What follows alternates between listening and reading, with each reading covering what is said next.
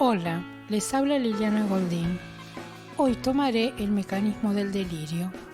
Continuaremos el audio anterior tomando el texto freudiano sobre un caso de paranoia descrito autobiográficamente, que es el caso Geber, de 1910-1911, con los aportes que Jacques Lacan hace al texto en el seminario La Psicosis de 1955-56.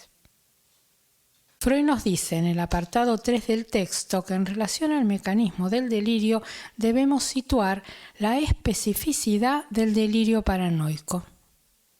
Dice en su texto, la relación del enfermo con su perseguidor se puede resolver mediante una fórmula simple. Sostenemos que la intencionalidad del sentimiento es proyectada como un poder exterior. El tono del sentimiento se trastorna hacia lo contrario y que la persona ahora odiada y temida a causa de su persecución es alguien que alguna vez fue amado y venerado. La persecución estatuida en el delirio sirve sobre todo para justificar la mudanza del sentimiento en el interior del enfermo. El carácter paranoico reside en que para defenderse de una fantasía de deseo homosexual, nos dice Freud, se reacciona precisamente con un delirio de persecución de esa clase. El núcleo del conflicto en la paranoia del varón es la invitación de la fantasía de deseo homosexual a amar al varón. Esto es un aporte muy importante del texto freudiano y va a poder ubicar las distintas formas del delirio que responden a distintos modos de contradecir la frase «yo lo amo» al varón, y se expresa así. El delirio de persecución proclama en voz alta «yo no lo amo, pues yo lo odio». Por proyección, nos dice «él me odia y me persigue». Esta contradicción, que en lo inconsciente no podría rezar de otro modo, no puede devenir consciente al paranoico en esta forma. El mecanismo de la formación de síntoma en la paranoia exige que la percepción interna, el sentimiento, sea sustituido por una percepción desde afuera. Así la frase, pues yo lo odio, se muda por proyección en esta otra, él me odia, me persigue, lo cual me justificará después para odiarlo. Entonces, el sentimiento inconsciente que pulsiona aparece como consecuente de una percepción exterior. Y dice así, yo no lo amo, pues yo lo odio, porque él me persigue, es el mecanismo.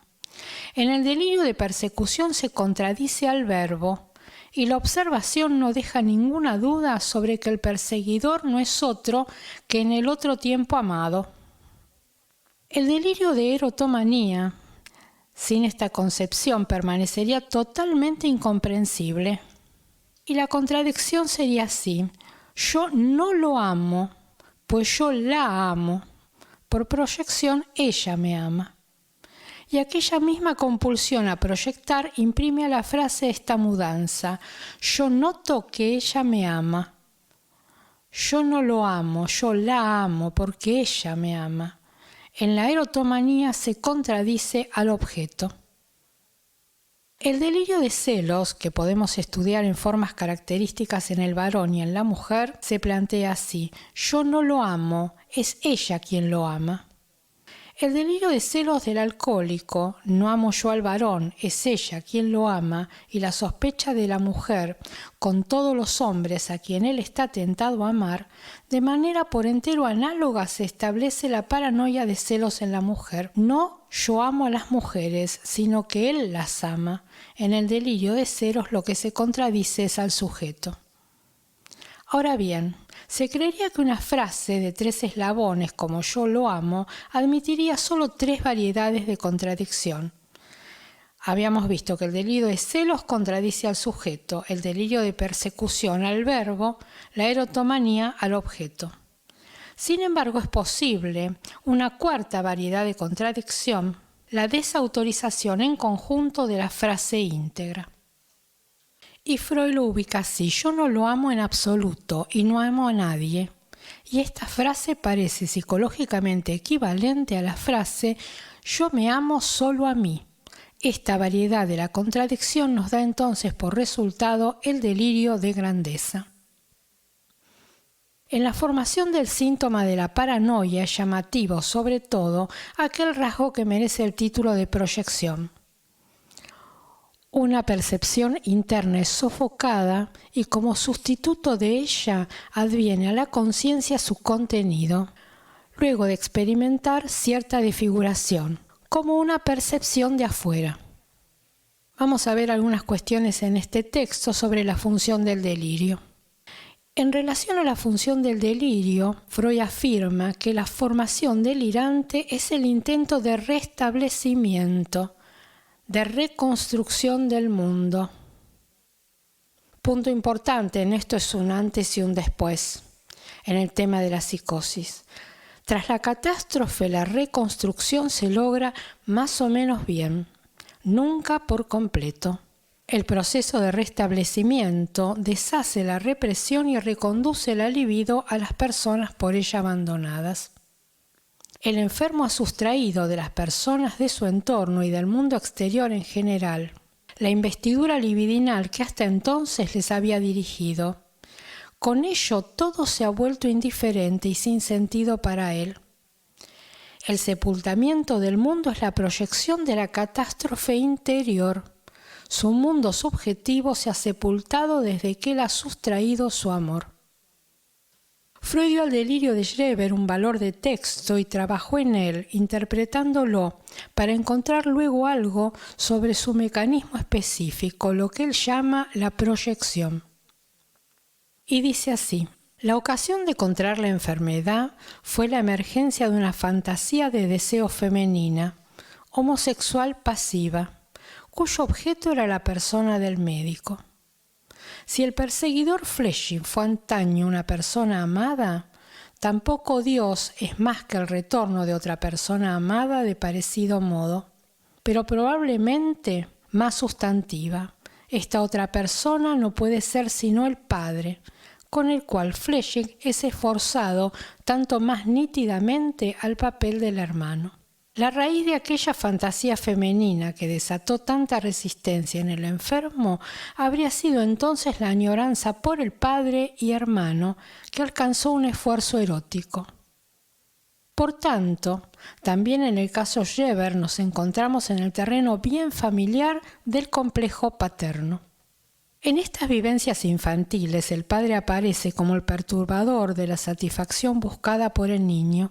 En el desenlace del delirio de Schreber, la fantasía sexual infantil celebra un triunfo grandioso. La voluptuosidad misma es dictada por el temor de Dios y Dios mismo, el Padre, no deja de exigirla al enfermo. La más temida amenaza del padre, la castración, ha prestado su material a la fantasía de deseo de la mudanza en mujer, que fue combatida primero y aceptada después. Recuerdan que en el primer momento, cuando aparece el sueño en Dormevela, él después de eso combate esta idea, pero después es aceptada en el delirio. O sea, como consecuencia del desarrollo y trabajo del delirio. Este también es un concepto muy importante. Hay pasos en el delirio y un trabajo que el sujeto va realizando. Entonces, no era correcto decir que la sensación interiormente sofocada es proyectada hacia afuera, más bien debemos decir que lo cancelado adentro retorna desde afuera. Hasta aquí el recorrido que Sigmund Freud realizó en su texto. Jacques Lacan se interroga: ¿qué es el fenómeno psicótico? Y nos dice: la emergencia de una significación enorme que parece una nadería, en la medida en que no se la puede vincular a nada, ya que nunca entró en el sistema de la simbolización, pero que en determinadas condiciones puede amenazar todo el edificio. Hay en el caso del presidente Schreber una significación que concierne al sujeto, pero es rechazada, cuyo surgimiento determina la invasión psicótica. En un momento cumbre de su existencia, no en un momento deficitario, esto se le manifiesta bajo la forma de la irrupción en lo real de algo que jamás conoció. Algo totalmente extraño que va a provocar progresivamente una radical sumersión de todas las categorías, como un hundimiento. Sumersión viene de la palabra sumergir, hasta forzarlo a un reordenamiento de su mundo. ¿Qué sucede en el momento en que lo no simbolizado reaparece en lo real? La psicosis no tiene prehistoria en el sentido de la represión. Cuando en condiciones que deben precisarse algo que aparece en el mundo exterior no fue primitivamente simbolizado, el sujeto se encuentra absolutamente imposibilitado, incapaz de hacer funcionar la Verneinung con respecto al acontecimiento. Entonces se produce algo cuya característica es estar absolutamente excluido del compromiso simbolizante de la neurosis, que se traduce en otro registro, una verdadera reacción en cadena a nivel de lo imaginario. Una exigencia del orden simbólico, al no poder ser integrada en lo que ya fue puesto en juego en el movimiento dialéctico en que vivió el sujeto, acarrea una reacción en cadena, una sustracción de la trama en el tapiz que se llama delirio. El delirio, en efecto, es legible, como nos enseña Freud, pero también está transcripto en otro registro. En la neurosis permanecemos siempre en el orden simbólico, con esta duplicidad del significado y del significante que Freud traduce en el compromiso neurótico. El delirio entonces transcurre en un registro muy diferente, es legible, pero sin salida. En el caso de las neurosis, lo reprimido aparece in loco. Ahí donde fue reprimido vale decir en el elemento mismo de los símbolos. Lo reprimido en la psicosis, si sabemos leer a Freud, reaparece en otro lugar, in altero, en lo imaginario, y lo hace efectivamente sin máscara. El presidente Schreber nunca integró especie alguna de forma femenina. Se trata de la función femenina en su significación simbólica esencial, y que solo la podemos encontrar en la procreación. Para que procrear tenga su sentido pleno, es necesario en ambos sexos que haya aprehensión, relación con la experiencia de la muerte que da al término procrear su sentido pleno. El significante ser padre hace de carretera principal hacia las relaciones sexuales con una mujer. Si la carretera principal no existe, nos encontramos ante cierto número de caminitos elementales, copular y luego la preñez de la mujer. Según todas las apariencias, el presidente Schreber carece de ese significante fundamental que se llama ser padre. Por eso tuvo que cometer un error, tuvo que enredarse, hasta pensar llevar él mismo su peso como una mujer.